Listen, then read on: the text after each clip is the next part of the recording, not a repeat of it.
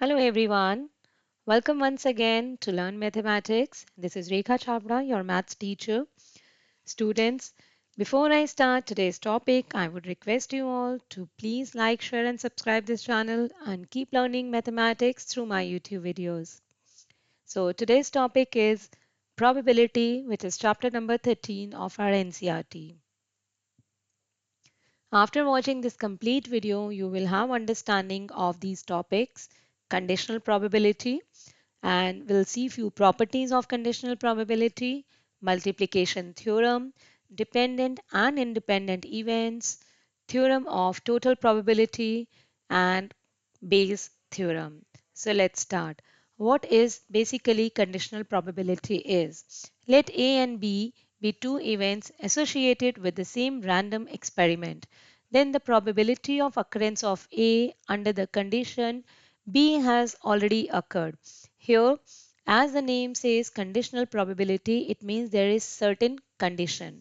So the condition is this element, this event B, which has already occurred and it is not equal to 0, its probability is not equal to 0, then we have to find the probability of A in this situation. So we will call it as conditional probability and it is denoted as A by B.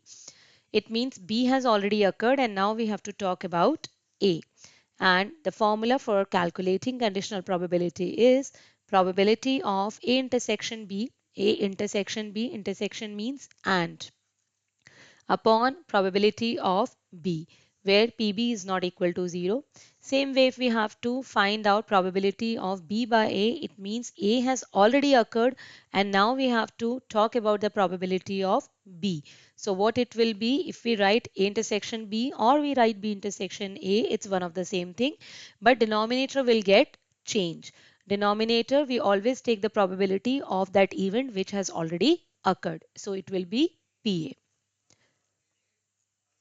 Let's take one example. 10 cards numbered 1 to 10 are placed in a box, mixed up thoroughly, and then one card is drawn randomly. If it is known, something we already know, if it is known that the number on the drawn card is more than 3, then what is the probability that it is an even number? So the sample space clearly 1 to 10. Then let's define two events. Event A is the number on the drawn card is even, and B is event that the number on the drawn card is more than 3. Now, how many elements will come in this set? A number is even, it means 2, 4, 6, 8, 10, and B number is more than 3, it means 4 to 10. Now, what is A intersection B? The common elements 4, 6, 8, and 10. Now, what is the probability of this? Probability of A is what? Even numbers, how many? 1, 2, 3, 4, 5. So 5 by 10 and probability of B is 7 by 10. Now what is the probability of A intersection B? It is 4 by 10 or we can say 2 by 5. Now they are saying that something has already occurred. We know that it is known that the number on the drawn card is more than 3. It means this event B has already occurred. B has already occurred and we have to talk about the probability of A, right? So probability of A by B is the formula A intersection B upon PB, right? So what is the probability of A intersection B? Here we calculated 2 by 5 upon PB is 7 by 10 and then we will solve it. Next is properties. Let's see few properties of conditional probability. Let A and B be two events of the same sample space S, then probability of S by B means B has already occurred and we have to find the probability of the sample space. Now whatever event will happen, definitely it is going to be something from the sample space, right? So definitely it is a sure event, and when B has already occurred and we have to tell the probability of B. So that has already occurred. It means again it is a sure event. So probability will be 1. Let A and B be two events of the same sample space and E be an event such that probability of E is not equal to 0.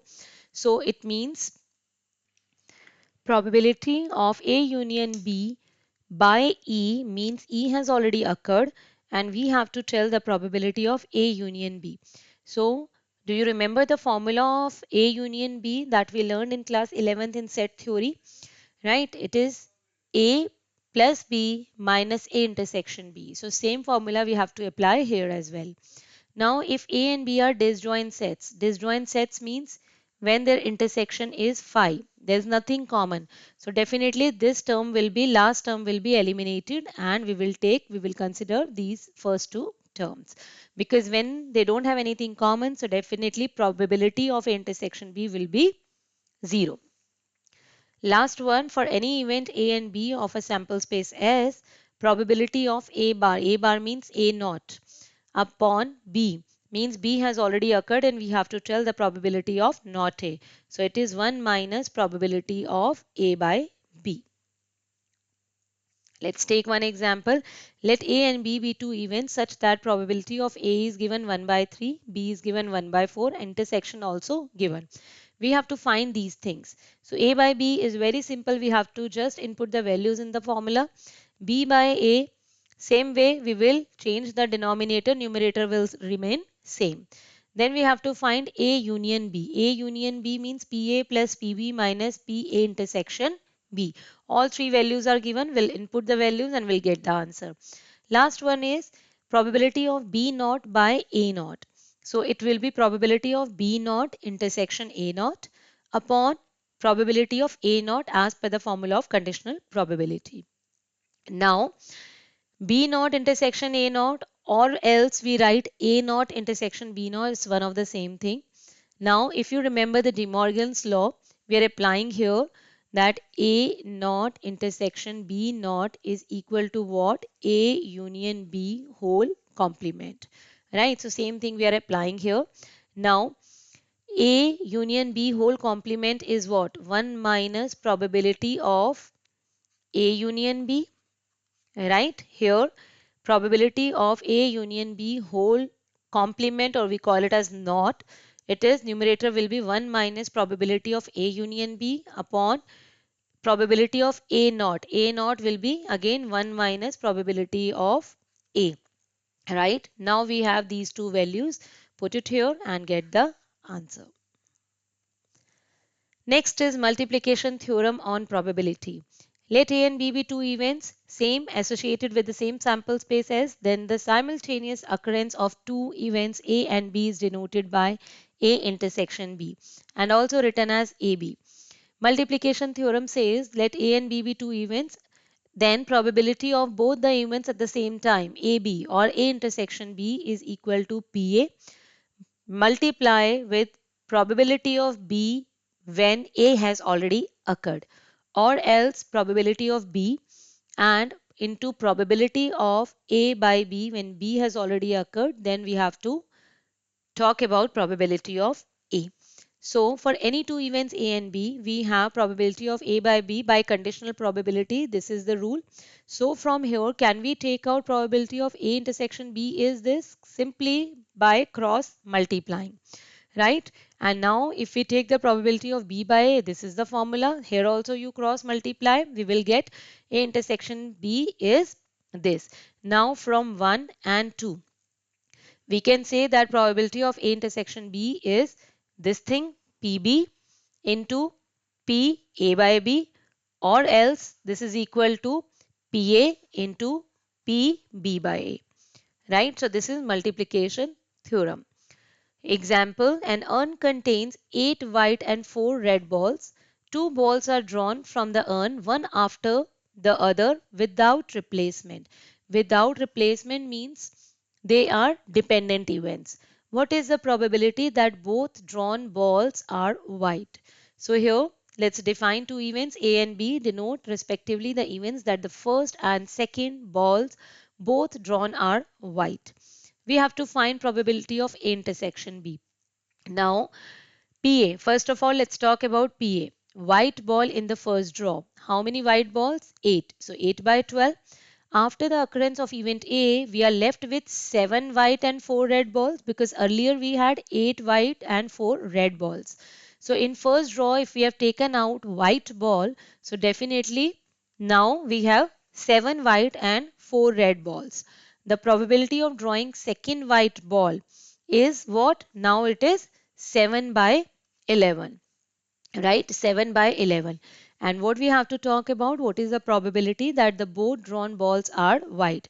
It means we have to find probability of AB, or we can write it as probability of A intersection B. So probability of A, then probability of B when A has already occurred. So it is 8 by 12 into 7 by 14, and we will find the answer. Multiplication rule for 3 events, we can even extend it to 3 events, to 4 events, to 5 events. So A intersection B intersection C means PA, first event, then probability of B when A has already occurred, then probability of C when A and B both have occurred, right? So this can be extended to 4 or more events also.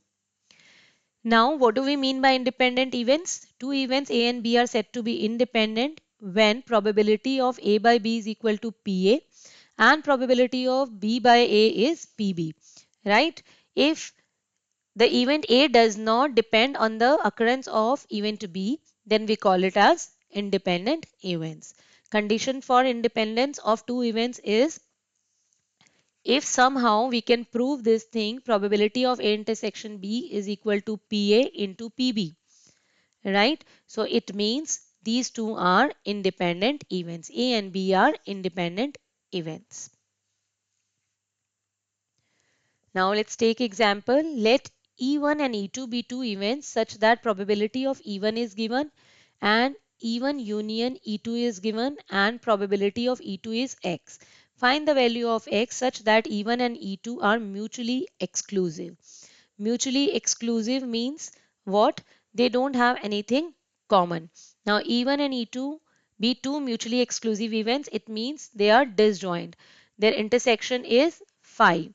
Now probability of E1 union E2 will be what? PE1 plus PE2 plus PE1 intersection E2, which is 0. So there is no need to write it. Now union is given 0.4 and E1 is given, probability of E1 is given 0.3. We can find out the value of X. Now when E1 and E2 are independent events, when they are independent events, so it means E1 intersection E2 should be equal to PE1 into PE2. So it will be 0.3x. And now E1 union E2 is equal to same formula, and put the values here in this formula and get the value of X. It is 1 by 7 in the case of independent events. Then we have theorem of total probability. Here we have to find out the total probability of happening of something. Right here E1, E2, E and B mutually exclusive and exhaustive. What do we mean by exhaustive? When we add all the events, then we should get the sample space.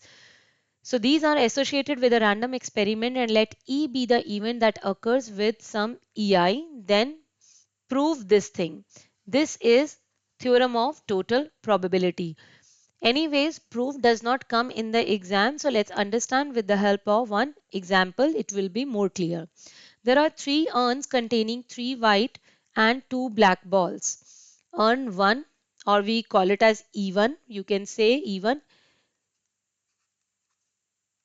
urn 1, urn 2 and urn 3, right? Urn 1 containing 3 white and 2 black balls, 3 white and 2 black balls, 2 white and 3 black balls, and 1 black and 4 white balls, right? Third one is 1 black and 4 white balls. Okay, there is equal probability of each urn being chosen. So probability of U1, or we can call it as E1, E2, E3, right, is 1 by 3. Here probability of second urn to be chosen 1 by 3. Probability of third urn 1 by 3, right? Now one ball is drawn from an urn chosen at random. What is the probability that it is a white ball? So it means we have chosen a ball, right? And it is a white ball. This one is a white ball, right? So how can we choose this white ball? In three ways. One is from here, one is from here, and another one is from here. So when we have chosen urn 1, So it means what is going on here, that urn1 has already selected what is the probability of A. So what is the probability of choosing a white ball from urn1? This is what? 3 by 5, right? From here, A upon U2 or E2. When we have chosen urn2, so what is the probability of getting a white ball? It is 2 by 5.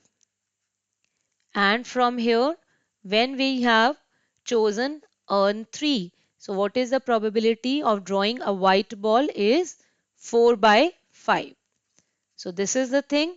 So it means we have to reach here, right? So we can go in three ways. One from here, another from here, and third one from here. So they are asking what is the probability that the white ball is drawn. It can be drawn in three ways. So it means this into this, plus this into this, and plus this into this. Because if we go this way, then also white ball will be chosen. If we go this way, then also. If we go this way, then also, right? So we simply have to multiply 3 by 5 into 1 by 3, 2 by 5 into 1 by 3, 4 by 5 into 1 by 3. So this is the total probability. Then we have most important Bayes theorem. Very, very important, and every year one question comes from this Bayes theorem. Here also proof does not require. So let's understand with the help of example. A factory has three machines X, Y and Z producing 1000, 2000 and 3000 bolts per day respectively. Right? The machine X produces 1% defective bolts, Y produces 1.5% defective bolts and Z produces 2%. At the end of the day, here also we can define three different events, E1, E2, E3. Right? Be the events of drawing a bolt produced by machine X, Y and Z respectively. That would be better. Right? E1, E2 and E3. Okay, so now they are saying 1000, 2000 and 3000 bolts respectively. So total bolts produced in a day 6000. So probability of E1 is what? 1000 upon 6000. It is 1 by 6.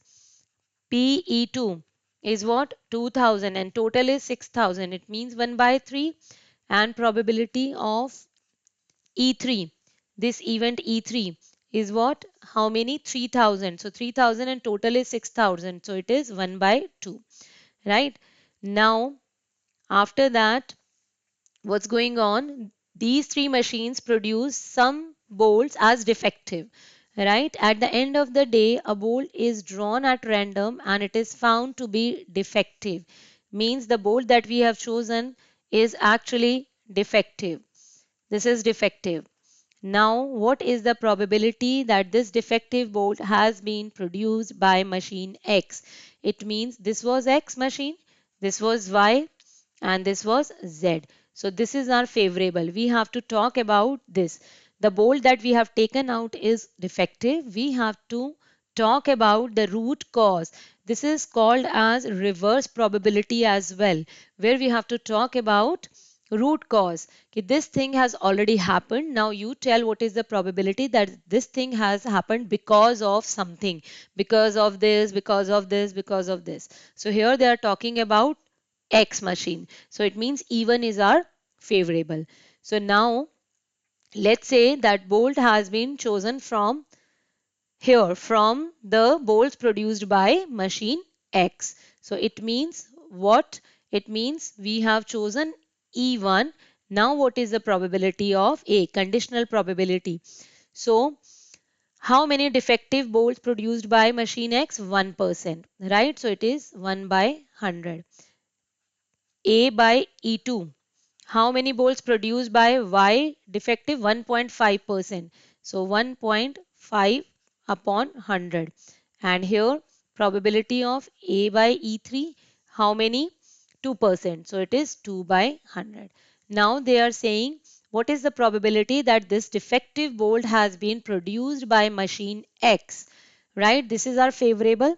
So as we did in the total probability, now this is our favorable upon total, right? So this is our favorable. How can we write? We have to talk about probability of A has already occurred, means the bolt that we have taken out is defective. We know very well what is the probability that it has produced by machine X.